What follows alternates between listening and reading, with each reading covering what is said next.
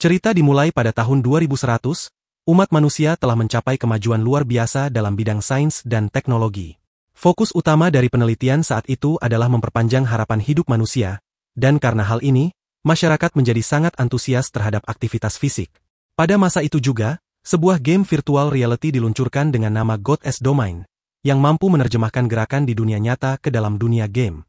Popularitas game ini begitu besar hingga menjadi bagian penting dalam kehidupan banyak orang.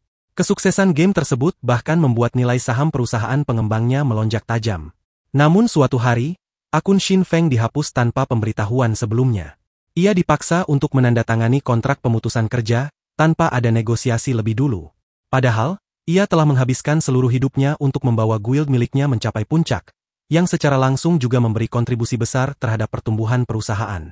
Sayangnya, ketika ia menolak usulan untuk menggabungkan Shadow Guild dengan guild lain, ia malah disingkirkan. Sebagai kompensasi, ia ditawari 5 juta dan sebuah mansion mewah, dengan harapan ia bisa merasa puas. Tetapi, mungkinkah kerja keras bertahun-tahun bisa dibayar hanya dengan uang? Xin Feng tidak punya pilihan lain. Ia tenggelam dalam alkohol dan jatuh ke dalam depresi. Ia merasa diperlakukan seperti pengemis, seseorang yang sudah memberikan segalanya namun tetap dibuang seperti sampah. Meski begitu, ia tak ingin membiarkan ketidakadilan ini berlangsung begitu saja. Ia bertekad untuk bangkit kembali, bahkan jika harus memulai semuanya dari awal. Namun, efek alkohol mulai memuncak, kepalanya terasa berputar, dan saat itu juga ponselnya berdering. Panggilan itu dari Blackie, yang secara tidak biasa menelepon lebih awal dari biasanya. Saat ia mengangkat telepon, Blackie terdengar sangat bersemangat dan memberitahu bahwa Shadow Guild sedang mengadakan acara rekrutmen di kampus mereka. Xin Feng sempat mengira ini hanyalah lelucon, karena ingatan terakhirnya adalah ketika ia dikeluarkan dari guild tersebut. Namun, saat ia melihat bayangannya di cermin, pikirannya langsung membeku. Ia berteriak kaget karena melihat dirinya tampak jauh lebih muda. Dengan cepat ia mengambil ponselnya dan membaca tanggal yang tertera di layar. Tertulis tahun 2129, dan saat itulah ia menyadari bahwa dirinya telah kembali ke masa 10 tahun yang lalu. Ini semua terasa seperti awal dari sebuah harapan baru. Dia memang tidak memiliki kehidupan kedua, tetapi kini, satu-satunya hal yang ia inginkan hanyalah melihat kehancuran mereka yang telah mengkhianatinya. Blackie masih tampak bersemangat, terus membicarakan tentang mengikuti ujian untuk masuk ke Shadow Guild. Namun, Xin Feng telah memutuskan bahwa kali ini ia tidak akan berada di bawah bayang-bayang siapapun. Ia akan membentuk guildnya sendiri. Blackie merasa hal itu mustahil.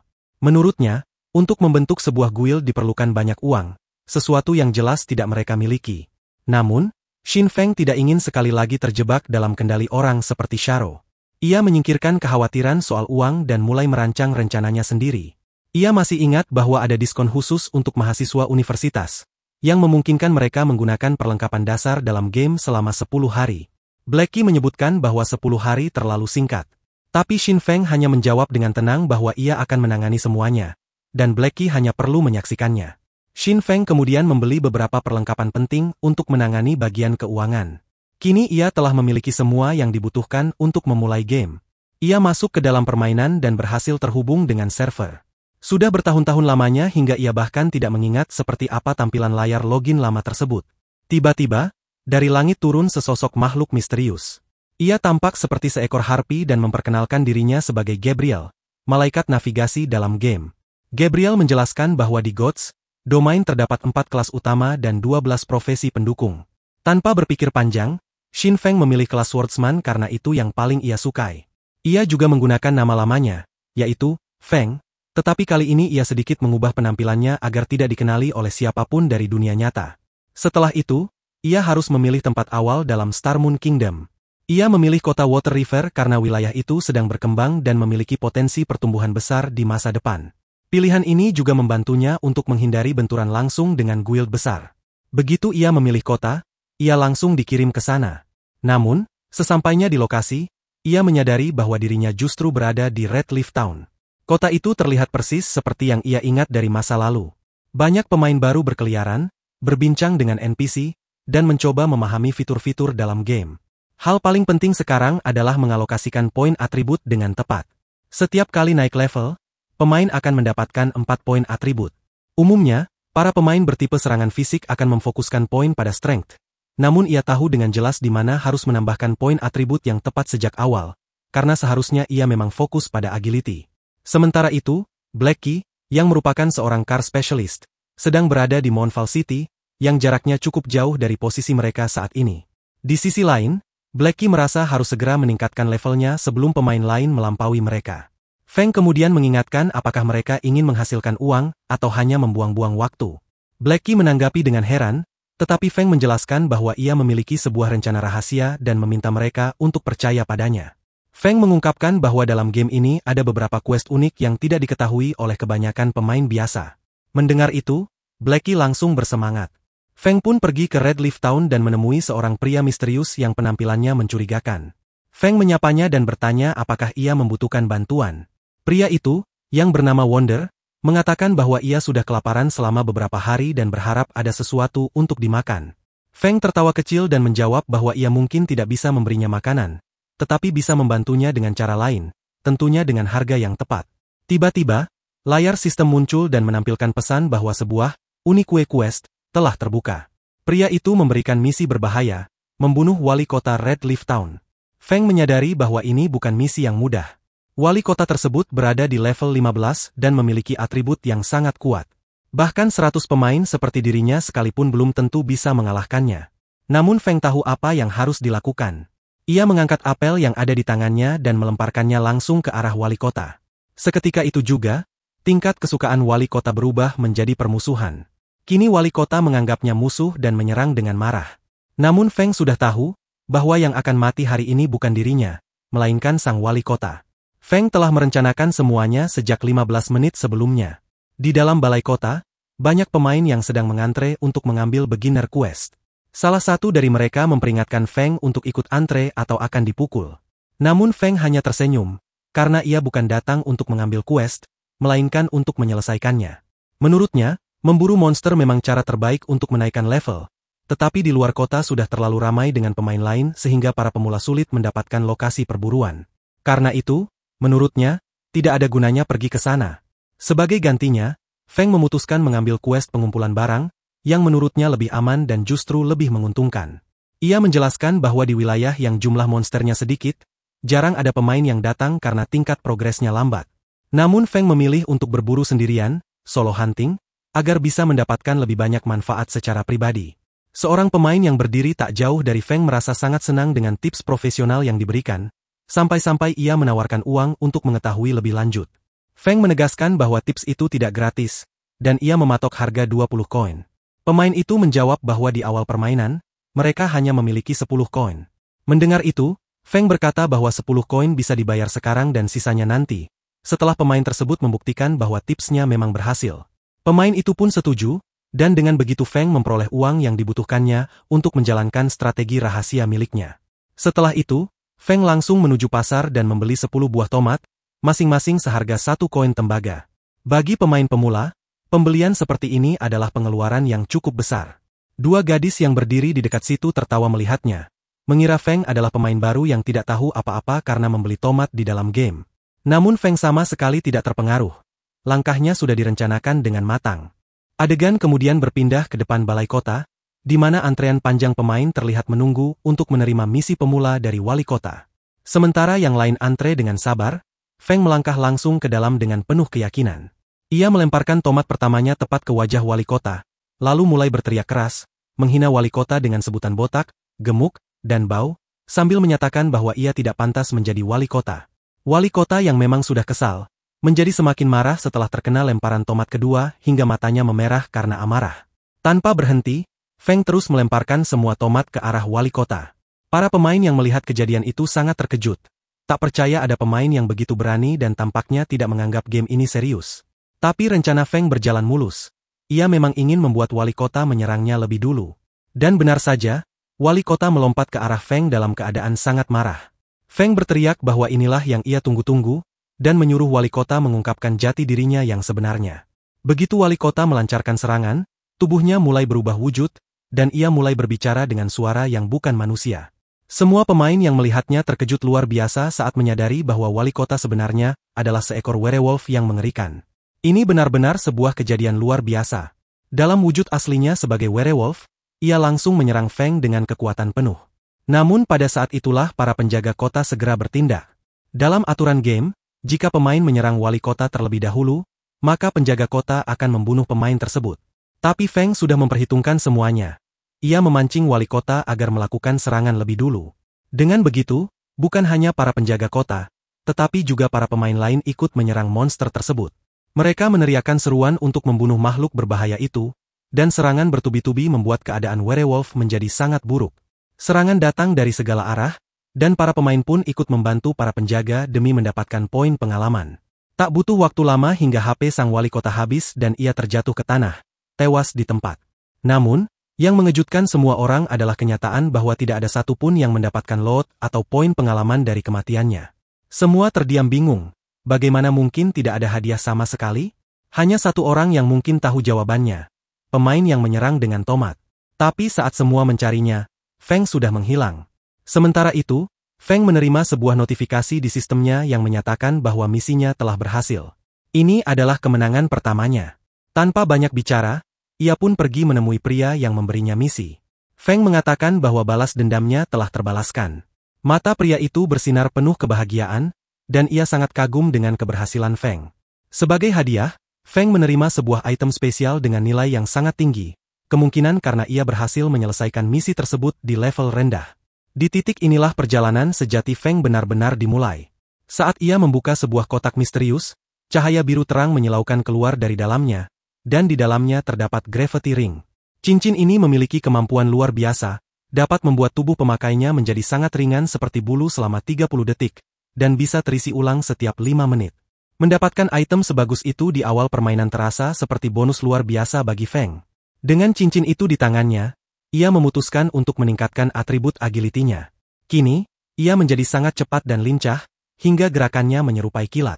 Ia juga meningkatkan keahlian dalam One-Handed Blade Mastery, seni bertarung menggunakan satu pedang di satu tangan. Tapi Feng tahu bahwa itu saja tidak cukup. Ia ingin menjadi lebih kuat lagi. Langkah selanjutnya adalah menyelesaikan tantangan Goblin Challenge, karena dari situ ia bisa mendapatkan sebuah buku skill langka. Tapi tantangan ini terkenal sangat berbahaya. Begitu masuk ke arena, semua atribut pemain akan turun menjadi hanya 10 poin. Sampai saat ini, belum ada satupun pemain yang berhasil menyelesaikannya. Setiap kali mencoba, pemain harus membayar biaya yang cukup besar. Beberapa pemain tampak mengeluh tentang kegagalan mereka. Seorang pemain berkata bahwa ia hampir berhasil, dan seandainya ia punya sedikit uang lagi, mungkin ia bisa menyelesaikannya. Yang lain mengatakan bahwa semua hartanya sudah habis dan kini ia tak punya apa-apa lagi. Di tengah kerumunan itu, datanglah seorang pemain bernama Heartpiercer, seorang calon assassin hebat yang sayangnya memiliki awal permainan yang sangat buruk. Heartpiercer memperhatikan Feng dan mengenalinya. Ia mengaku sebagai pemimpin skuad dari Assassin League, dan dengan penuh harap meminta Feng untuk meminjamkan 5 koin tembaga, dengan janji akan mengembalikannya menjadi 20 koin keesokan harinya. Feng memutuskan untuk memberinya pinjaman itu. Namun saat itu, Heartpiercer mencoba menakut-nakuti Feng dengan menyebutkan nama guildnya. Tapi Feng justru berbalik dan menuntut agar 50 koin tembaga miliknya dikembalikan. Para bawahan Heartpiercer tampak marah karena mereka tidak bisa menerima keberanian Feng yang dianggap melampaui batas. Meski begitu, Heartpiercer akhirnya menyetujui tuntutan tersebut. Feng pun menambahkan namanya ke dalam daftar teman, agar ia bisa menagih utangnya keesokan hari. Bawahan Heartpiercer kemudian mempertanyakan apakah mereka benar-benar harus membayar utang tersebut, atau membatalkan perjanjiannya saja. Tapi Heartpiercer menjawab dengan tegas bahwa ia tidak akan mempertaruhkan harga dirinya hanya demi utang kecil itu. Ia berkata akan menyelesaikan tantangan hari itu juga dan kemudian dengan mudah melunasi utangnya. Setelah itu, mereka kembali bersiap untuk mengikuti tantangan Goblin. Namun tiba-tiba mereka melihat bahwa Rookie, orang yang telah meminjamkan uang kepada mereka, juga ikut dalam tantangan tersebut. Mereka meremehkannya, menganggap bahwa pemain baru seperti Rookie tak akan bisa berbuat banyak karena pola serangan Goblin selalu berubah di detik terakhir. Mereka yakin Rookie bahkan tidak akan mampu bertahan. Namun, begitu Feng ditransportasikan ke arena tantangan, pertandingan langsung dimulai. Gerbang tantangan terbuka dengan suara keras, dan para Goblin segera menyerang Feng. Tapi Feng bergerak secepat kilat, membuat Goblin kesulitan membidik. Setiap tembakan bisa dia hindari dengan mudah. Para pemain yang berdiri di luar menatap kagum dan bertanya-tanya apakah Feng ini benar-benar pemain biasa atau seorang atlet profesional. Bahkan Heartpiercer pun terkejut dalam hati, heran bagaimana Feng bisa bergerak secepat dan selincah itu, hingga dirinya sendiri mulai meragukan apakah ia sanggup melakukan hal yang sama. Namun tantangan sesungguhnya justru dimulai pada jarak 15 meter, di mana strategi baru goblin akan muncul. Saat itu para goblin mulai menembakkan peluru secara intens dan cepat. Feng segera menghunus pedangnya dan berlari maju. Para pemain yang menyaksikan dari luar sempat menertawakannya, karena mengira ia akan mencoba menangkis peluru dengan pedang. Tapi tawa mereka segera terhenti ketika Feng benar-benar berhasil menahan peluru menggunakan pedangnya. Hal itu membuat banyak orang mulai meragukan apakah Feng benar-benar manusia.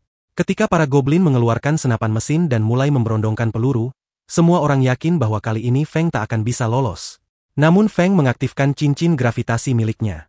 Tubuhnya menjadi sangat ringan dan ia melesat menembus hujan peluru seperti kilat.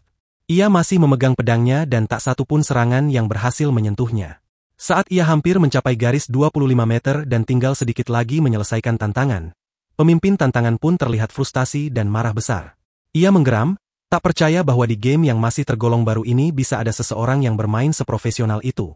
Bagi pemimpin tersebut, mustahil seseorang hanya menghindar dari serangan, tapi juga mampu mendominasi tantangan seperti itu. Feng bahkan bisa memprediksi lintasan peluru. Yang lebih mengejutkan, ia mampu menahan tembakan hanya dengan pedangnya. Kemampuan kontrol karakternya benar-benar luar biasa. Saat itu, terdengar suara dari luar, Heartpiercer memperingatkan bahwa para goblin kini telah memiliki senjata yang lebih besar, dan kecepatan tembakan mereka juga meningkat. Pertarungan sesungguhnya baru akan dimulai. Serangan dari para goblin datang dengan kekuatan penuh. Hujan peluru membuat suasana seperti di medan perang. Pertanyaannya kini, apakah Feng mampu bertahan dari serangan tersebut? Di tengah kekacauan itu, salah satu goblin melihat Feng mendekat dengan cepat sambil mengayunkan pedang. Namun Feng tidak berhenti, ia terus menangkis peluru hanya dengan pedangnya. Tiba-tiba, sebuah ledakan besar terdengar. Feng melompat melewati asap dan puing-puing, dan hanya dalam waktu 40 detik, ia berhasil menyelesaikan seluruh pertempuran. Goblin itu memberi selamat pada Feng karena berhasil menjadi penantang peringkat perunggu. Ia adalah pemain pertama yang berhasil menyelesaikan tantangan di peringkat ini. Hadiahnya adalah 1 koin perak dan skill pedang Thunder Flash, sebuah kemampuan yang menghasilkan 3 serangan berturut-turut dengan damage yang terus meningkat. Para pemain lain yang menonton dari luar merayakan kemenangannya, tetapi Feng hanya berkata bahwa ia akan pergi sekarang, namun besok, ia pasti akan menagih utangnya. Teman-teman Heartpiercer sempat berpikir untuk menyerangnya sekarang juga dan merampok semua miliknya, tetapi Heartpiercer segera menghentikan mereka. Ia mengatakan bahwa tidak bijak untuk memusuhi pemain seberbakat itu. Feng kemudian menghabiskan 20 koin tembaga untuk membeli buah eksplosif. Ia masih butuh uang, jadi ia memutuskan pergi ke hutan level 1. Saat melihat sebuah tim di dekat sana, ia berpikir bahwa berburu dalam formasi 2 warrior, 1 damage dealer, dan 1 healer jauh lebih aman dan menguntungkan. Namun, tiba-tiba seorang pemain berteriak dengan nada kesal dan menyuruh Feng untuk tidak mendekat karena tempat itu sudah mereka kuasai lebih dulu. Tanpa ingin memicu konflik, Feng memilih pergi dan langsung menuju ke arah makhluk level 5. Namun, ia memutuskan untuk menghindari beruang karena status mereka terlalu tinggi dan mereka bisa memanggil induknya jika merasa terancam. Tak lama kemudian, ia melihat seekor serigala dan merasa yakin bahwa seekor serigala tunggal akan lebih mudah untuk ditangani. Tetapi, tiba-tiba tanah di bawah kakinya runtuh dan ia terjatuh ke depan sebuah sarang. Ketika ia menoleh ke belakang, tampak banyak serigala dengan mata merah menyala sedang menatap tajam ke arahnya. Feng pun langsung berlari secepat mungkin, tetapi para serigala itu sama cepatnya dengannya. Setelah cincin gravitasi diaktifkan, tubuh Feng menjadi lebih ringan dan ia mulai berlari sangat cepat. Akhirnya, ia berhasil mencapai pegunungan pusat, tempat sebuah peti tersembunyi berada. Ia tiba di dekat air terjun dan menyadari bahwa tidak ada seorang pun yang bisa naik ke atas jika tidak memiliki kelincahan setidaknya 40 poin. Namun, karena Feng memiliki cincin gravitasi, ia mampu melakukan lompatan-lompatan cepat dan hampir mencapai puncak. Tapi tiba-tiba, sebuah tangan batu raksasa muncul dan menyerangnya. Makhluk bernama Rock Giant itu pun menampakkan diri sepenuhnya, namun Feng tetap berdiri tanpa rasa takut. Inilah iblis yang telah lama ia tunggu. Makhluk itu berada di level 5 dan bernama Rock Giant. Ia memiliki tubuh berat, pertahanan tinggi, dan serangan yang sangat kuat. Namun, Feng telah mempersiapkan buah peledak sebelumnya. Saat Rock Giant mengangkat tangannya untuk menyerang, Feng melemparkan buah peledak itu, membuat gerakan Rock Giant melambat. Melihat peluang tersebut, Feng segera melancarkan serangan bertubi-tubi. Pedangnya mulai menggores tubuh keras seperti batu milik Rock Giant. Namun, serangan lain datang dari iblis yang berbeda, kali ini dari elite boss level 6 dengan HP yang sangat tinggi dan kemampuan memulihkan HP setiap 5 detik. Begitu melihatnya, Feng langsung mengambil inisiatif untuk menyerang. Monster itu mengaum marah karena merasa diremehkan dan mulai menjatuhkan batu-batu besar. Dengan cerdik, Feng memanfaatkan kelincahannya untuk bergerak di belakang monster dan menyerang dengan cepat. Sayangnya, serangannya hanya menghasilkan sedikit kerusakan. Feng menyadari bahwa jika ia terus bertarung seperti ini, monster itu akan segera memulihkan semua HP-nya. Maka, ia menggunakan skill baru bernama Underflash. 3 serangan berturut-turut yang cepat menggoyahkan keseimbangan monster itu. Tapi sebagai balasan, makhluk itu melancarkan serangan dahsyat yang membuat seluruh gua bergetar. Feng melompat ke sudut gua untuk menghindar dan menyelamatkan diri. Kini, monster tersebut mulai kelelahan, pertahanannya menurun. Inilah saat yang tepat. Feng menyerang langsung ke mata monster itu. Monster tersebut menjerit kesakitan dan akhirnya roboh setelah terkena serangan terakhir dari Feng. Namun, seketika tubuhnya menghilang. Feng berteriak, bertanya-tanya kemana perginya monster itu. Saat itulah ia mendengar suara aneh di belakangnya. Monster itu kini tepat berada di belakangnya. Pertarungan telah memasuki tahap akhir. Monster itu menghantam Feng hingga tubuhnya terbentur keras ke dinding batu gua dan terjatuh ke tanah. Ia mengerang kesakitan, darah menetes dari mulutnya. Dalam hatinya, ia berkata bahwa hanya ada satu kesempatan tersisa. HP-nya hampir habis, tetapi menyerah bukanlah pilihan. Dengan kekuatan cincin gravitasi, Feng kembali berdiri dan mengaktifkan skill Thunder Flash dengan kecepatan seperti kilat. Pedangnya bersinar terang, dan dalam sekejap, monster itu telah terpotong-potong. Serangan terakhir itu sangat kuat hingga langsung mengakhiri segalanya. Feng menusuk tepat ke dada monster itu, menciptakan lubang besar yang membuat golem menggeram keras sebelum akhirnya jatuh menghantam tanah seperti batu besar dan tak bergerak lagi, sepenuhnya tak bernyawa. Feng menarik napas lega, namun matanya segera menangkap sesuatu di dekat kakinya. Sebongkah perisai dan sebuah buku skill bernama Parry. Skill Parry memungkinkan dirinya untuk memblokir serangan dari arah depan, sebuah kemampuan yang sangat berguna di pertarungan. Dengan senyum puas, Feng segera mempelajari skill tersebut. Ia pun melanjutkan perjalanan, mendaki melewati batu-batu besar hingga akhirnya mencapai puncak. Namun, sesampainya di atas, ia langsung merasa ada yang tidak beres. Kabut di sekitarnya sangat tebal, padahal sebelumnya tidak seperti ini. Ia menduga ada sesuatu yang tersembunyi di area ini, karena ia tahu bahwa di tempat ini terdapat sebuah peti harta tersembunyi. Namun, yang tak ia duga adalah bahwa ini bisa saja menjadi awal dari 3 quest tersembunyi. Dengan langkah hati-hati, Feng terus maju dan mulai bisa melihat lebih jelas ke arah bawah seiring kabut yang mulai menipis. Dari kejauhan, ia melihat sebuah menara sihir.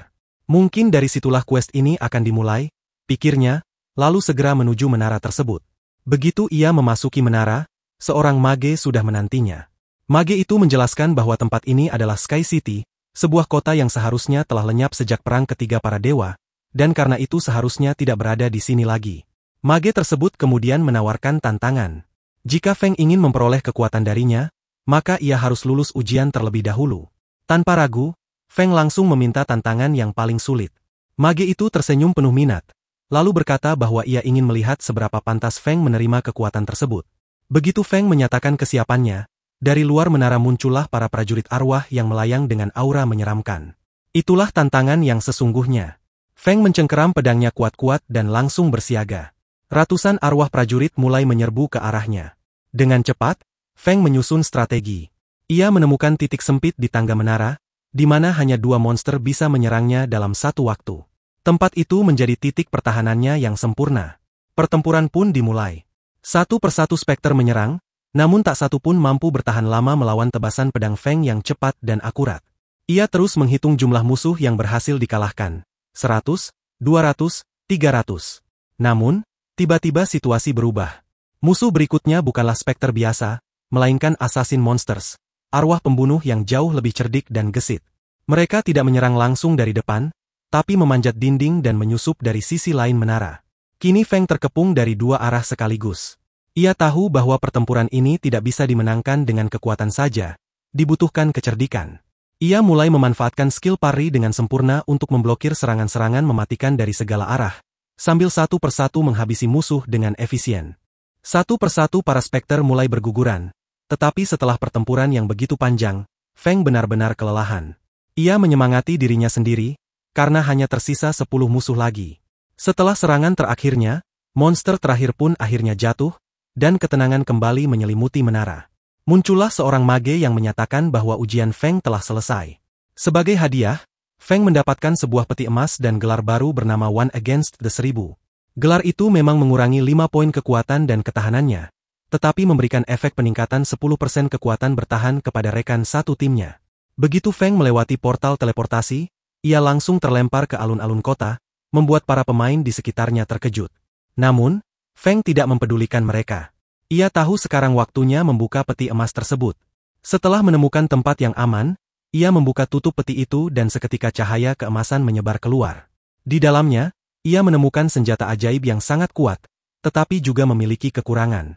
Feng memutuskan bahwa belum waktunya menggunakan senjata itu, lalu menyimpannya ke dalam inventarisnya. Feng kemudian memutuskan untuk pergi ke Black Moon Valley untuk menjual hasil rampasannya. Sesampainya di sana, ia mengumumkan bahwa akan ada pelelangan item terbaik miliknya. Para pemain terkejut ketika mengetahui bahwa Feng adalah seorang pedagang peringkat bronze. Salah satu pemain mencoba meminta diskon, tetapi Feng langsung menolaknya. Saat itu, pemimpin Shadow Guild, Flame Tiger, datang dan bertanya apakah semua item itu milik Feng. Feng langsung teringat bahwa di kehidupan sebelumnya, orang inilah yang pernah mengkhianatinya. Tapi kini ceritanya akan berbeda. Flame Tiger menawar semua item dengan 1 silver coin, tetapi Feng langsung menolak mentah-mentah. Hal itu membuat Flame Tiger marah besar dan hampir menyerang. Namun seseorang dari Assassin's Leaf tiba-tiba muncul dan bertanya tentang harga Bronze Shield yang dimiliki Feng. Feng menjawab harganya 24 silver coin, dan orang itu langsung membelinya tanpa menawar. Feng bahkan menghapus utang kecil sebesar 50 chopper dan menambahkan orang itu ke daftar temannya. Melihat semua kejadian itu, Flame Tiger merasa sangat kesal. Sementara itu, Feng bergerak menuju Black Moon Valley. Dalam perjalanan, Feng langsung meluncur dengan kecepatan penuh dan menghantam makhluk yang mereka temui dengan serangan bertubi-tubi.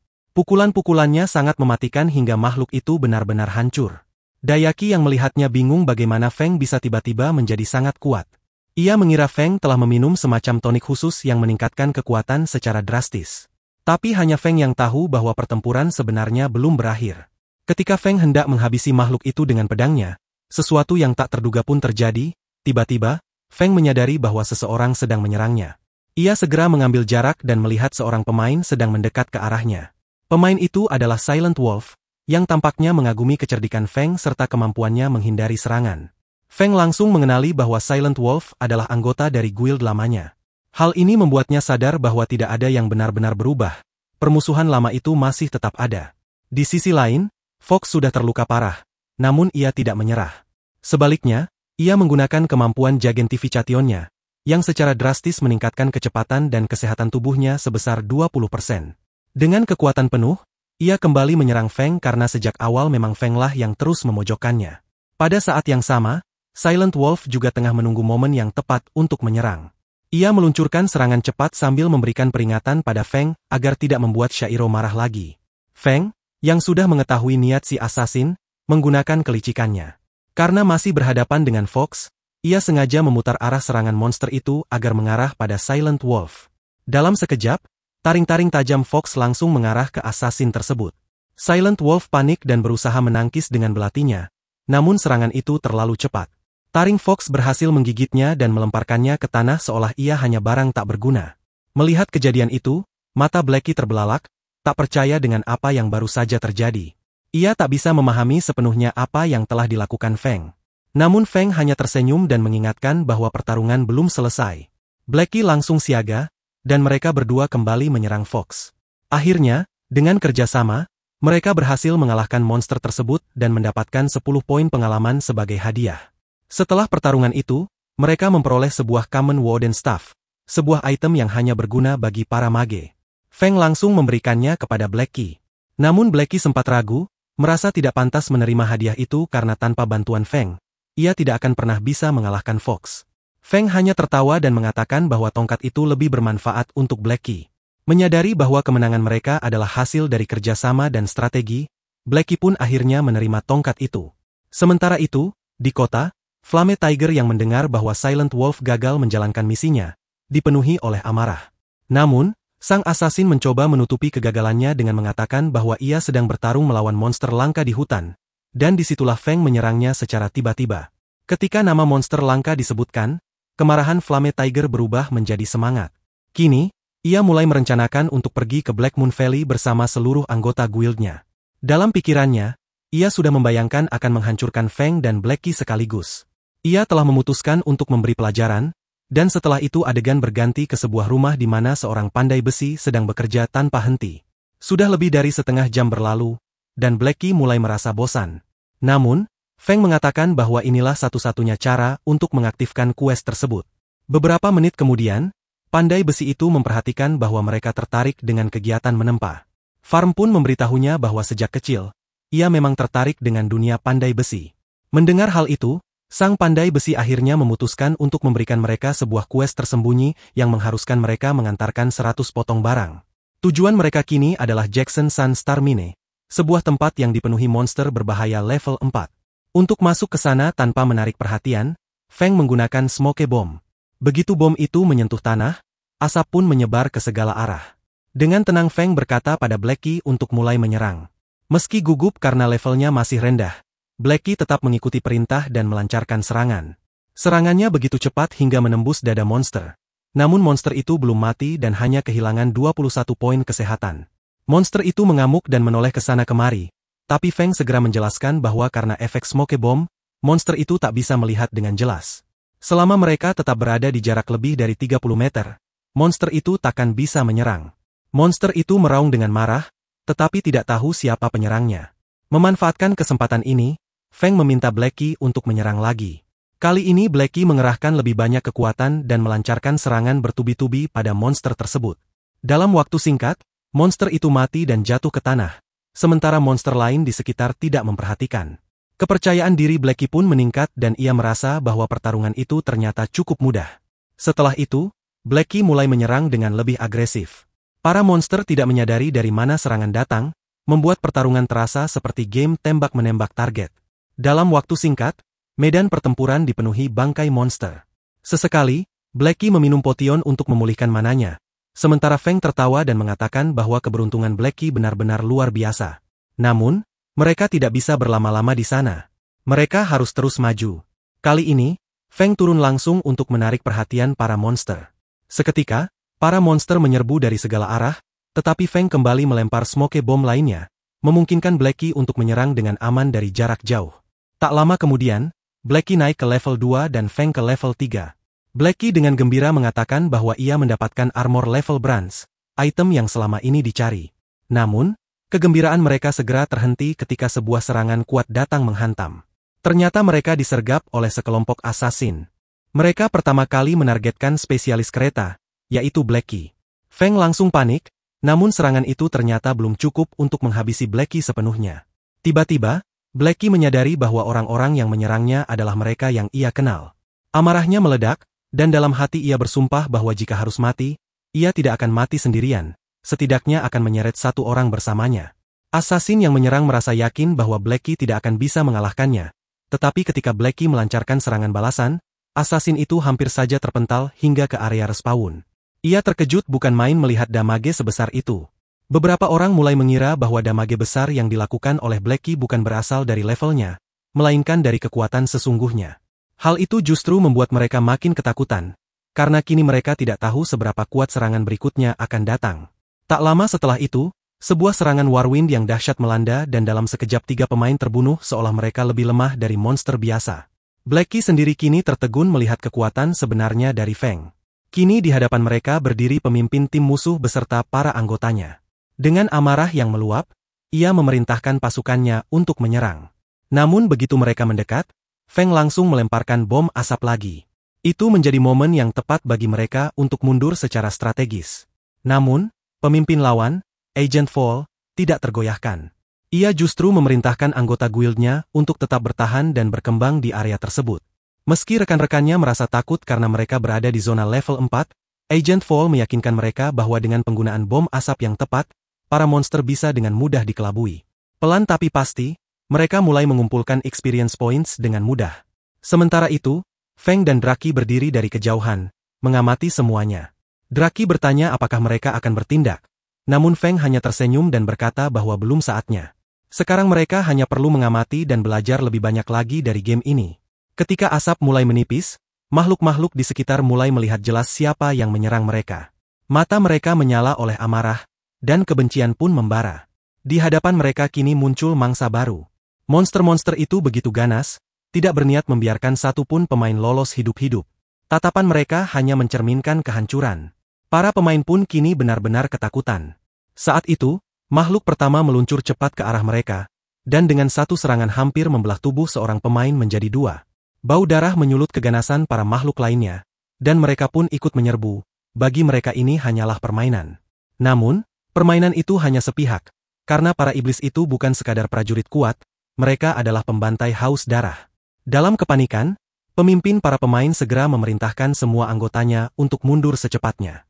Namun, sebagian besar dari mereka telah dilenyapkan secara brutal hanya dalam satu serangan. Bagi makhluk-makhluk ini, satu kematian saja sudah cukup untuk mengakhiri segalanya. Hal yang paling menyakitkan adalah bahwa setelah mati, mereka langsung kembali ke level 1, membuat semua usaha mereka menjadi sia-sia. Tiba-tiba, raungan mengerikan dari para iblis menggema di udara, memanggil lebih banyak monster untuk bergabung. Saat itu, Flame Tiger berada tepat di belakang sebuah pedang besar. Ia segera berlari menyelamatkan diri, nyaris terkena serangan X-Strike. Ia mengerahkan seluruh kekuatannya untuk kabur, dan akhirnya berhenti di suatu tempat untuk merasa aman. Tapi ketenangan itu hanyalah ilusi semata. Begitu ia menghela napas lega, matanya melebar karena kaget, Feng telah berdiri di depannya. Bukan itu yang ia inginkan. Dengan senyum tipis, Feng menanyakan apa yang Flame Tiger lakukan sendirian di tempat itu. Mendengar kalimat itu saja sudah cukup membuat amarah Flame Tiger meledak.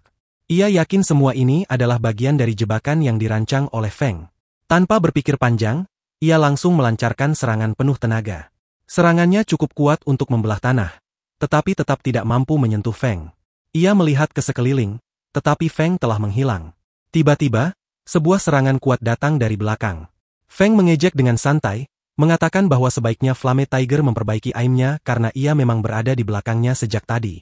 Flame Tiger yang semakin kalap langsung menyerang lagi, tapi kembali meleset. Semua serangannya hanya menghantam udara kosong, sementara Feng menghindar dengan mudah seolah pertarungan ini hanyalah permainan ringan baginya. Flame Tiger berteriak marah, menyebut Feng pengecut, dan menantangnya untuk bertarung tanpa menghindar. Feng masih tersenyum tenang, berkata bahwa kali ini ia tidak akan bergerak. Mendengar itu, Flame Tiger makin yakin serangannya akan tepat sasaran. Tapi sesaat setelah ia menyerang, petir yang sangat kuat menyambar dari langit dan tubuhnya langsung tersengat parah. Ia merasakan HP-nya turun drastis. Feng perlahan berjalan mendekat dan berkata dengan nada santai bahwa ia memang berjanji tidak akan bergerak, tapi tidak pernah mengatakan bahwa ia tak akan menyerang. Dalam sekejap, Flame Tiger benar-benar kalah dan hilang. Setelah respawn, ia kembali ke kota dalam kondisi mengenaskan. Bukan hanya levelnya yang turun, tapi ia juga kehilangan 100 poin profisiensi. Pukulan paling besar datang saat ia memeriksa inventarisnya. Buku skill yang sangat berharga telah lenyap. Buku itu ternyata sudah berada di tangan Feng. Ia mengepalkan tinjunya dengan marah, lalu segera mengumpulkan sisa anggota timnya. Ia memerintahkan mereka untuk kembali ke tempat pertarungan. Ia tidak akan membiarkan Feng memiliki buku itu begitu saja. Namun, sebelum ia bergerak, jendela komunikasi di depannya menyala. Seseorang menelepon. Dengan kesal, ia menerima panggilan itu, tapi langsung diam begitu melihat siapa yang menelepon. Pemimpinnya, Guild Leader Jan. Dari seberang, suara Jan terdengar penuh amarah, mengancam bahwa jika Flame Tiger tidak muncul di hadapannya segera setelah kembali ke kota, maka ia sebaiknya melupakan permainan ini. Panggilan pun terputus. Kini, amarah Flame Tiger berubah menjadi tekanan yang dalam.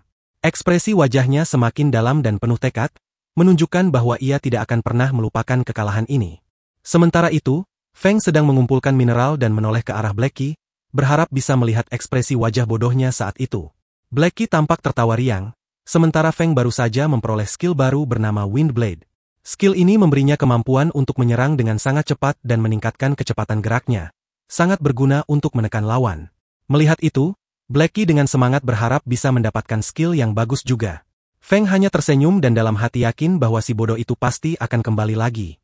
Tak lama kemudian, mata mereka menangkap sebuah batu unik berwarna hitam kehijauan. Itu adalah Star Crystal yang sangat langka, dengan kemungkinan ditemukan hanya 1%. Blackie sangat gembira karena mengira dirinya baru saja menemukan harta karun besar. Namun Feng menjelaskan bahwa untuk saat ini, batu itu belum berguna, meskipun kelak nilainya bisa sangat tinggi.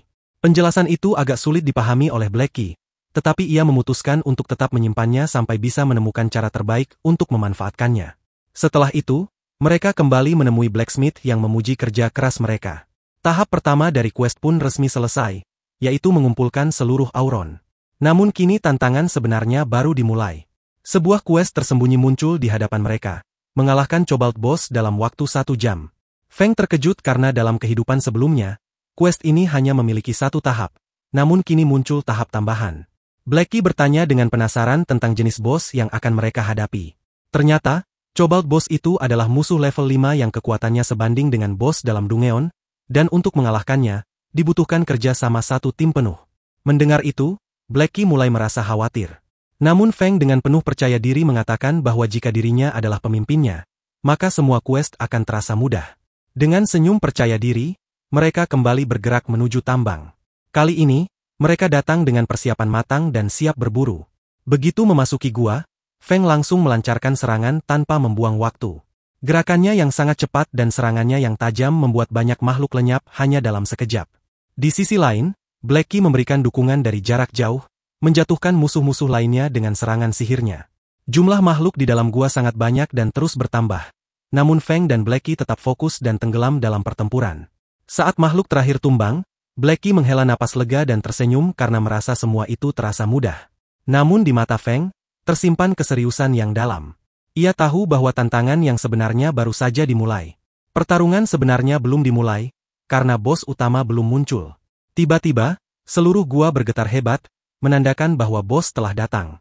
Dinding gua bergetar keras, dan kemudian muncul sosok raksasa yang menjulang tinggi, Cobalt Boss, level 5, dengan 2000 HP serta kemampuan regenerasi yang membuatnya semakin menakutkan. Blackie terkejut dan hanya bisa terpaku.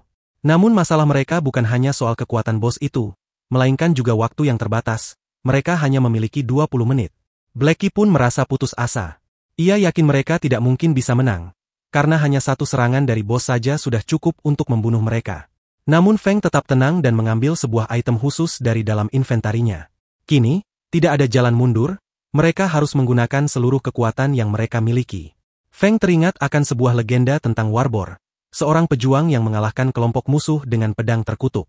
Sayangnya, pedang itu juga membawa kutukan yang berat padanya. Sistem pun memberikan notifikasi, apakah Feng ingin melakukan binding dengan Abyssal Blade. Blackie bertanya-tanya tentang arti binding, dan Feng menjelaskan bahwa jika ia menerimanya, pedang ini akan terikat selamanya padanya, lengkap dengan segala efek baik dan buruknya. Sistem juga memperingatkan bahwa proses ini tidak bisa dibatalkan. Feng, dengan keyakinan penuh, menganggap bahwa jika anak kecil saja bisa menggunakan pedang ini, maka ia pun pasti bisa. Ia pun menekan pilihan, yes. Begitu Feng memegang pedang itu, sesosok naga bayangan muncul dari balik senjata tersebut. Sistem mengumumkan bahwa proses binding dengan Abyssal Blade telah berhasil. Namun di saat yang sama, level Feng langsung direset, membuat Blackie panik. Tetapi Feng tetap tersenyum dan mengatakan bahwa dirinya sekarang jauh lebih kuat dari sebelumnya. Kini pedangnya memiliki kemampuan khusus. Yang pertama, kemampuan untuk mengabaikan level monster hingga 5 tingkat. Yang kedua, kemampuan untuk menggandakan damage dari setiap serangan. Dan yang ketiga, efek kutukan yang bisa memperlemah musuh. Cobalt Boss pun mengaum dengan marah, membuat semua pasukannya menjadi lebih kuat. Blackie menjadi gugup dan tidak tahu harus berbuat apa. Feng menyuruhnya untuk mundur, karena ini adalah pertarungannya.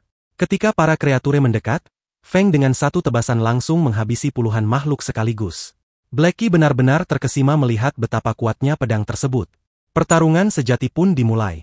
Bos menyerang dengan menghantam tanah, membuat permukaan gua retak. Feng mencoba menghindar, tapi tubuhnya langsung terpental keras. Blackie yang melihat itu langsung syok. Namun ternyata itu hanyalah ilusi. Itulah kekuatan baru dari pedang tersebut, Phantom Death, sebuah kemampuan untuk menciptakan klon palsu yang bisa mengalihkan perhatian lawan. Feng yang asli masih hidup, dan kini fokus sang bos telah teralihkan. Feng segera melakukan serangan balik dan berkata dalam hati bahwa sekarang saatnya menunjukkan kekuatan sejatinya. Ia melancarkan serangan Windblade yang langsung memberikan lebih dari 100 poin kerusakan pada Cobalt Boss. Pertarungan pun semakin memanas. Feng tak memberi kesempatan pada musuh untuk bernapas dan terus-menerus menghujaninya dengan serangan bertubi-tubi yang menimbulkan kerusakan secara konstan.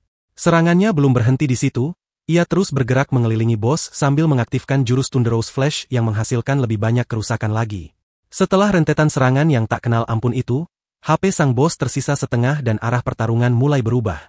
Namun, Sang musuh masih mampu bertahan dan tiba-tiba mengaktifkan kemampuannya yang membuat kekuatan serangannya menjadi 2 kali lipat.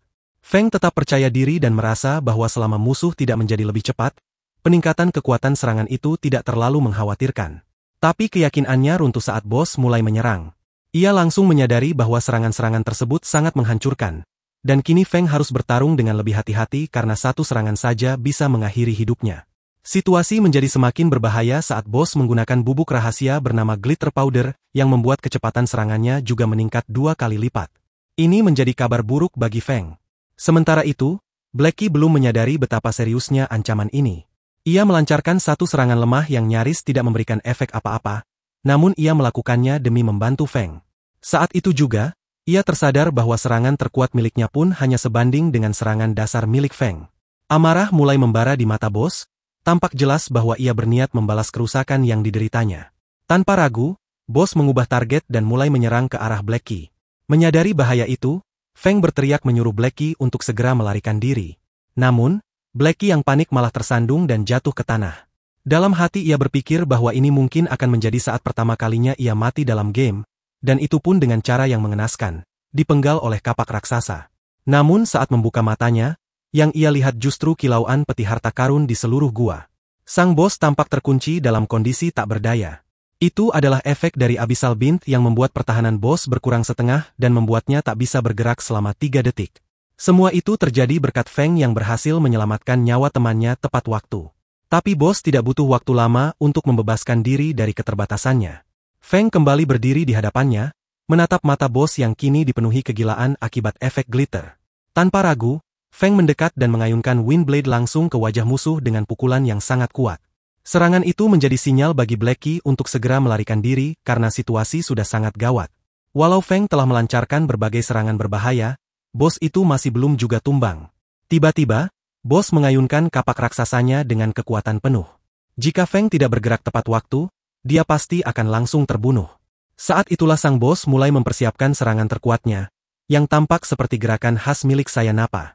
Dari mulutnya, sang bos memuntahkan sebuah bola energi raksasa.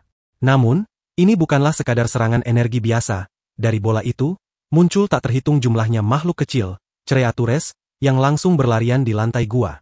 Feng segera menyadari bahwa ini adalah bagian dari strategi bos tersebut, sebuah cara untuk membuang waktu. Sekarang dia hanya memiliki satu pilihan, menggunakan skill berisiko tinggi. Masalahnya, dia tidak tahu berapa lama bisa mengendalikan sumber daya sebanyak itu. Tapi dia tak punya waktu untuk berpikir panjang, dia harus mengambil risiko. Begitu para makhluk itu menyerangnya, dalam hitungan detik mereka terpotong menjadi beberapa bagian. Namun seperti yang sudah diduga, mengontrol pedang-pedang baru tersebut sangatlah sulit. Feng segera mengarahkan seluruh pedangnya ke arah musuh. Kilatan-kilatan cahaya menembus tubuh bos dan ledakan kecil mulai terjadi satu persatu. Bos itu menjerit kesakitan, dan tingkat kesehatannya langsung anjlok ke titik kritis. Sekarang hanya tersisa satu serangan terakhir untuk mengakhiri pertarungan ini. Namun, sebelum Feng sempat menyerang, seluruh tubuhnya dilanda rasa sakit luar biasa. Semua pedangnya hancur dan menghilang. Karena keterbatasan fisik yang dimilikinya, tubuh Feng menjadi lumpuh. Jika staminanya mencapai 0, dia akan secara paksa dikeluarkan dari permainan dan tidak akan bisa kembali untuk sementara waktu. Dari kejauhan, Blackie menyaksikan semua itu dan mulai khawatir dengan kondisi sahabatnya. Ia berteriak memperingatkan Feng agar tidak memaksakan diri terlalu keras. Waktu mereka hampir habis dan kekalahan sudah sangat dekat. Tapi menyerah bukanlah sifat Feng.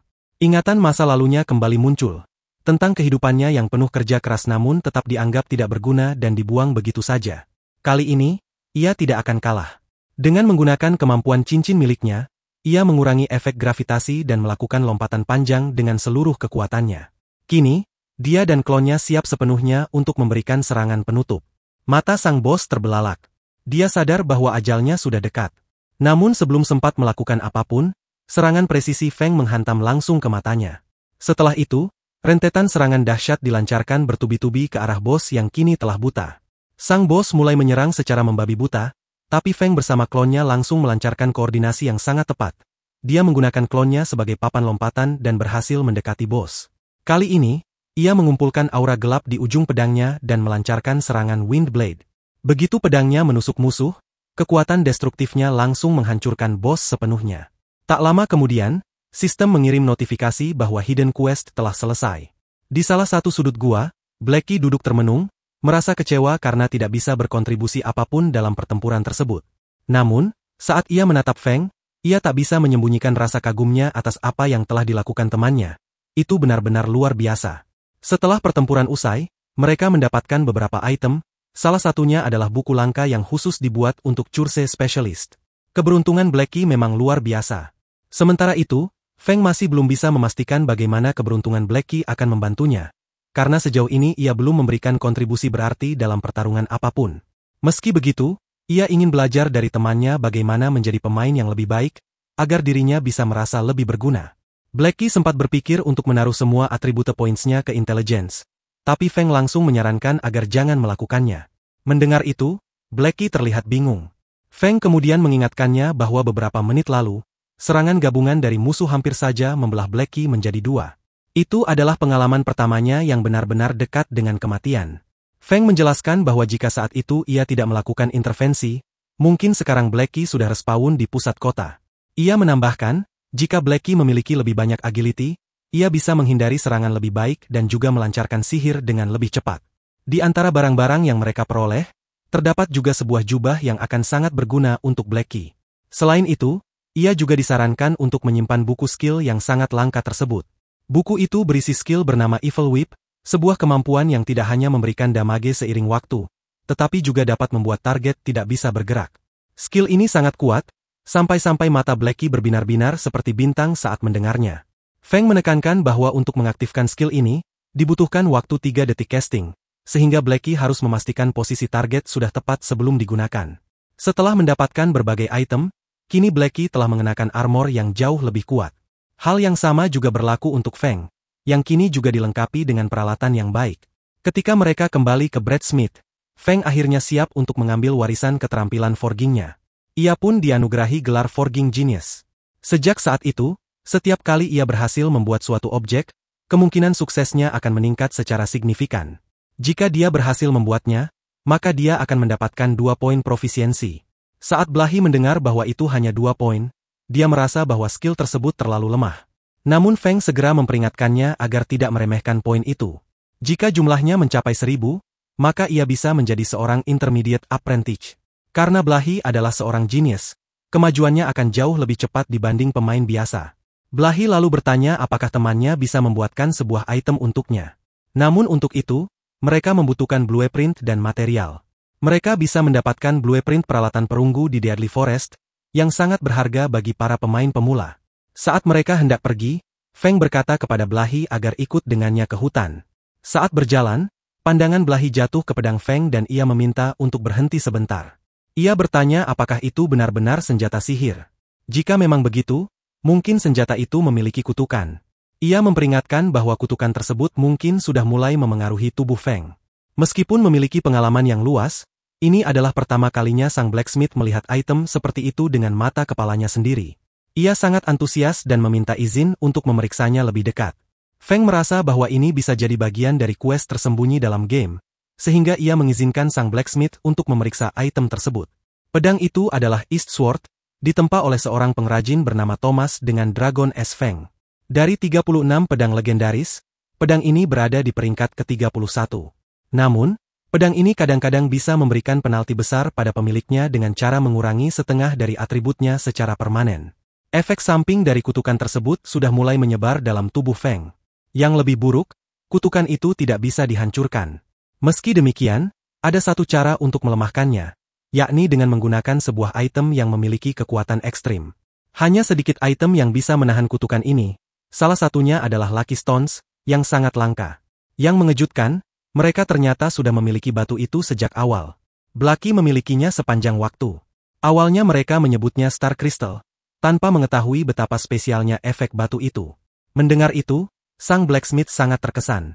Dalam kehidupan sebelumnya, Feng telah melihat bahwa batu ini kelak menjadi sangat berharga hingga dijadikan sebagai mata uang alternatif. Kini, setelah memiliki semua bahan yang diperlukan, sang blacksmith siap mengerjakan senjata sihir itu.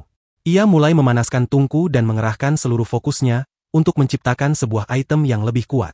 Akhirnya, Abyssal Blade berhasil ditempa dan kutukannya berhasil dilemahkan secara signifikan. Setelah menyimpan senjata barunya yang jauh lebih baik, Feng mengucapkan terima kasih kepada sang blacksmith atas pekerjaan yang luar biasa itu. Tepat pada saat itu, Feng menerima notifikasi dari seorang pemain arang. Feng menerima pesan dari seorang pemain yang pernah membantunya di awal petualangan Gate Travel. Sebagai ungkapan terima kasih, pemain tersebut menawarkan bantuannya sebagai balasan dan mengatakan bahwa ia ingin memberikan lebih banyak saran sebagai ganti objek-objek berguna. Feng kemudian memberitahu Blackie bahwa mereka diundang untuk menjelajahi sebuah dungeon di hutan mematikan. Blackie merasa mereka sebaiknya bergabung dengan pemain lain karena dungeon spesial ini membutuhkan jumlah minimum peserta, yang sekaligus meningkatkan peluang mereka untuk berhasil. Di dekat portal, banyak kelompok pemain mulai terbentuk untuk memasuki hutan mematikan. Feng melihat pemain yang sebelumnya ia beri tips tentang lokasi berburu. Pemain itu telah dengan cepat naik ke level 2, sementara teman-temannya masih berjuang keras. Dengan panduan Feng, mereka merasa bisa menaklukkan dungeon dengan cepat. Namun, teman-teman pemain itu tidak sepenuhnya percaya pada kemampuan Feng. Mereka mulai kesal ketika mengetahui bahwa Feng masih berada di level 1. Salah satu dari mereka mempertanyakan apakah masuk akal menunggu seorang spesialis level 1. Seorang pemain lain dengan nada sombong mempertanyakan apakah Feng menganggap mereka bodoh. Yang lain menyindir dengan tajam bahwa tetap berada di level 1 hingga saat ini adalah hal yang tidak bisa diterima. Apalagi server permainan telah cukup lama dibuka dan banyak pemain sudah membentuk tim masing-masing. Seorang mage menyebut Feng sebagai orang keras kepala karena mencoba memberi perintah pada orang lain, padahal dirinya sendiri hanyalah pemain lemah. Dalam suasana yang tidak bersahabat itu, Feng dan Blackie memutuskan untuk meninggalkan grup tersebut. Keputusan ini mendapat dukungan dari seorang warrior yang juga berada di tempat itu. Sebelum pergi, Feng menawarkan Lone Snow untuk ikut bersama mereka jika ia mau. Setelah berpikir sejenak, Lone Snow memutuskan untuk mempercayai Feng yang telah membantunya di awal permainan. Meskipun teman-temannya khawatir bahwa ia mungkin telah tertipu oleh seorang penipu. Namun, Lone Snow justru merasa bersemangat untuk mengikuti spesialis misterius ini. Blackie mendukung keputusan tersebut dan berkata bahwa pilihan Lone Snow adalah keputusan yang tepat dan ia tidak akan menyesalinya. Feng lalu memintanya untuk bersiap dan mengaktifkan semua opsi spesial pada stafnya. Tanpa ragu, Blackie melakukannya, membuat seorang pemula yang melihatnya terkejut. Kini mereka hanya membutuhkan 3 pemain lagi agar tim mereka lengkap. Pada saat yang sama, seorang pemain menyadari bahwa item milik spesialis Scar seperti yang dimiliki Feng benar-benar luar biasa. Ketika Blackie mengangkat staf mahal miliknya dan tim mulai mencari anggota baru, perhatian para pemain lainnya mulai terarah pada mereka. Ketika pencarian dimulai, orang-orang yang sebelumnya meremehkan dan menolak mereka kini mulai menyesal. Namun, sebagian besar pemain masih beranggapan bahwa seorang pemimpin level 1 tidak akan berguna. Dengan pemikiran seperti itu, mereka pun merancang sebuah rencana, menawarkan tawaran menarik kepada sang spesialis kutukan demi menariknya masuk ke tim mereka. Ketika jawaban diterima dengan cepat, mereka mengira bahwa rencana itu berhasil. Namun, jawaban yang datang justru sangat mengecewakan. Maze merasa senang dengan keputusan itu karena kini ia tidak perlu lagi berbagi item khusus kelasnya dengan orang lain. Sementara itu, suasana di antara para pemain mendadak berubah. Semua berlari ke satu arah seolah ada sesuatu yang sangat penting di sana. Ketika Feng dan Blackie melihatnya, mereka pun tercengang. Di sana berdiri seorang wanita yang sangat cantik dengan rambut yang memukau dan tubuh sempurna yang membuat semua mata tertuju padanya. Ia tidak sendiri, 2 pemain terkenal dan kuat juga berdiri bersamanya. Semua orang terpukau oleh kecantikan Miss Snow. Namun wanita itu berjalan ke depan tanpa memedulikan siapapun. Feng langsung mengenalinya dan bertanya-tanya dalam hati, apa yang sedang dia lakukan di sini. Di sisi lain, si Pirang memperhatikan reaksi para pemain dengan penuh minat. Blackie pun, seperti yang lain, terpikat oleh pesona wanita itu, sampai Feng harus mengguncangnya agar ia sadar kembali. Para pemain lainnya memimpikan bisa bergabung dengan tim wanita cantik tersebut. Namun, si Pirang dengan sinis mengusir mereka, menyebut mereka tidak berguna. Seorang pemuda dengan sifat sangat lembut berpikir mungkin dia punya kesempatan. Ia mencoba sekuat tenaga untuk mendekati para wanita itu, berharap bisa diterima. Tapi strateginya gagal total. Bahkan teman-temannya yang mungkin bisa membantunya, tidak tahu harus berbuat apa. Dengan rasa kesal, pemuda itu mengusir semua orang dan mulai mengancam bahwa ia akan membakar mereka sampai tinggal tulang belulang jika mereka tidak pergi. Ancaman itu justru membuat para pemain semakin terpesona dan bersemangat untuk bergabung dalam timnya. Tetapi si Pirang lagi-lagi menyebut mereka sebagai pemboros waktu dan menyuruh mereka pergi. Dayaki yang menyaksikan semua ini merasa sangat takut dengan sifat si Pirang. Namun, Feng tetap tenang, seolah ia sudah tahu semuanya sejak awal. Dalam kehidupan sebelumnya, Feng memang tahu siapa sebenarnya penyihir api itu. Pernah suatu kali, Ketika seorang pemimpin guild menghinanya, wanita itu membantai 10.000 anggota guild tersebut dalam satu malam. Ia membuat pemimpin itu turun level berkali-kali hingga ke level terbawah. Dan kini, gadis kuat yang menganggap dirinya tak tertandingi itu tengah memandangi kerumunan yang berkumpul di hadapannya. Hanya satu pemain yang tidak terpesona oleh kecantikan wanita itu, yaitu Feng. Bagi Feng, hal ini cukup mengejutkan karena ia tidak mengerti mengapa Miss Snow begitu tertarik pada seorang pemain level 1 seperti Feng. Ia menduga bahwa mungkin Feng hanya mencoba menarik perhatian, seperti yang sering dilakukan oleh pria-pria lainnya. Namun, Miss Snow merasa bahwa ada sesuatu yang istimewa dari Feng. Ia pun langsung bertanya apakah Feng benar-benar berniat pergi ke Deadly Forest meskipun hanya berada di level 1. Feng menjawab dengan tenang bahwa jika ia sedang mencari anggota tim, itu berarti ia sudah benar-benar siap. Mendengar jawaban tersebut, si pirang menjadi marah. Namun, Miss Snow memperhatikan bahwa rekan Feng, Blackie, mengenakan perlengkapan bronze, yang menunjukkan bahwa mereka bukan pemain sembarangan. Selain itu, Feng juga membawa sebuah pedang yang tidak biasa. Meskipun Blonde menganggapnya tidak berguna, Miss Snow curiga bahwa senjata itu menyimpan strategi khusus. Ia pun langsung bertanya kepada Feng bagaimana Feng bisa mengetahui strategi untuk menyelesaikan Deadly Forest, yang merupakan Dungeon yang belum pernah berhasil ditaklukkan oleh siapapun. Pertanyaan itu membuat para pemain di sekitar menjadi lebih waspada. Feng lalu mengaku bahwa ia pernah bertemu seseorang yang telah menguji versi yang lebih sulit dari Dungeon tersebut. Gadis berambut emas meragukan ucapannya, sedangkan beberapa orang lainnya menganggap bahwa Feng sedang berbohong. Namun, Feng dengan tegas menyatakan bahwa keputusan untuk mempercayainya atau tidak sepenuhnya terserah mereka. Ia juga menjelaskan bahwa bahaya utama dalam hutan itu adalah kehilangan arah. Banyak pemain pemula bahkan gagal bertarung melawan monster pertama karena mereka tersesat, tidak menemukan jalan, dan akhirnya memilih untuk melakukan bunuh diri dalam permainan. Para pemain yang mendengarkan kisah itu terkejut, memikirkan kemungkinan bahwa cerita tersebut memang benar. Feng lalu menunjuk beberapa pemain yang baru saja kembali dari Deadly Forest, dan mengatakan bahwa mereka bisa menjadi saksi atas apa yang dikatakannya. Gadis berambut emas menjadi semakin penasaran, sementara temannya masih meyakini bahwa semuanya hanya kebohongan. Namun akhirnya, gadis itu memutuskan untuk bekerja sama dengan Feng demi menyelesaikan Dungeon. Ia pun memerintahkan timnya untuk bergabung bersama tim Feng. Bergabung dalam satu tim membuat hati gadis berambut emas sedikit melunak, meskipun ia masih belum sepenuhnya mempercayai Feng. Ia curiga bahwa Feng mungkin memiliki motif tersembunyi, namun ia mencoba menenangkan dirinya dengan berpikir bahwa semuanya akan menjadi jelas setelah mereka masuk ke dalam hutan. Ketika para pemain lain melihat bahwa gadis-gadis cantik itu membentuk tim bersama Feng, Blackie semakin terkesan dengan kemampuan temannya. Ia merasa bahwa jika temannya berhasil merekrut wanita-wanita menarik itu, pasti ada sesuatu yang istimewa dalam dirinya. Kini tim mereka telah lengkap dan siap untuk memasuki Deadly Forest. Feng melewati gerbang dimensi terlebih dahulu, dan para pemain lain pun mengikutinya satu persatu. Tak lama kemudian, mereka pun tiba di dalam hutan. Sistem segera memberikan peringatan bahwa hukuman kematian di tempat ini sangat berat, namun di sisi lain, kemungkinan untuk memperoleh hadiah besar dan item langka juga sangat tinggi. Mendengar ini, gadis berambut emas menjadi semakin marah karena menyadari bahwa pemimpin tim mereka telah memilih tingkat kesulitan Hell Mode. Blackie juga merasa khawatir dengan keputusan temannya, tetapi Feng dengan penuh keyakinan meyakinkan semua anggota bahwa pilihan itu sudah dipertimbangkannya dengan matang. Salah satu pemain bertanya arah mana yang sebaiknya mereka ambil. Feng menjelaskan bahwa di tempat ini ada banyak persimpangan dan jalan bercabang, sehingga jika mereka tidak ingin tersesat, maka mereka harus tetap berada di dekatnya. Ia lalu menunjuk sebuah jalur dan mengatakan bahwa itulah jalan yang tepat.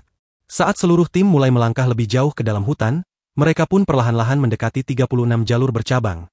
Namun Feng sudah tahu sebelumnya bahwa hanya 3 dari jalur itu yang benar-benar mengarah ke bos utama. Meski masih tampak ragu, gadis berambut emas mulai melihat bahwa hingga saat ini mereka berhasil melewati semua jalan tanpa harus bertarung dengan monster. Namun situasinya berubah ketika sekelompok monster mulai bergerak menuju arah mereka. Jika mereka sedikit saja lebih lambat, maka mereka akan terpaksa menghadapi pertarungan. Gadis berambut emas menganggap bahwa hanya ada beberapa monster saja dan tidak perlu terlalu khawatir. Namun Feng menegaskan bahwa monster-monster tersebut tidak akan menjatuhkan loot yang berharga, dan karena itu, lebih baik menghindari pertarungan yang hanya akan membuang waktu. Beberapa pemain pun tampak mulai memahami logikanya. Para pemain tampaknya tidak setuju karena mereka tidak ingin menunjukkan kelemahan mereka. Blackie memperkirakan bahwa mereka akan segera menghadapi bos pertama Dungeon di bagian berikutnya. Ketika mereka tiba di area terbuka, mereka tidak melihat makhluk apapun. Namun tiba-tiba tanah mulai bergetar hebat, membuat semua pemain menjadi waspada. Feng segera meminta semua orang untuk bersiap karena bos pertama akan segera muncul. Tak lama kemudian, muncul makhluk misterius dari dalam tanah. Mark Rabbit, sosok yang terlihat sangat buas dan berbahaya. Ia menunjukkan cakar-cakar tajamnya yang besar ke arah para pemain. Walaupun penampilannya tidak terlalu mengintimidasi, Mark Rabbit adalah makhluk pemakan daging manusia. Seorang pemain terkejut saat mengetahui bahwa bos pertama mereka ternyata Mark Rabbit.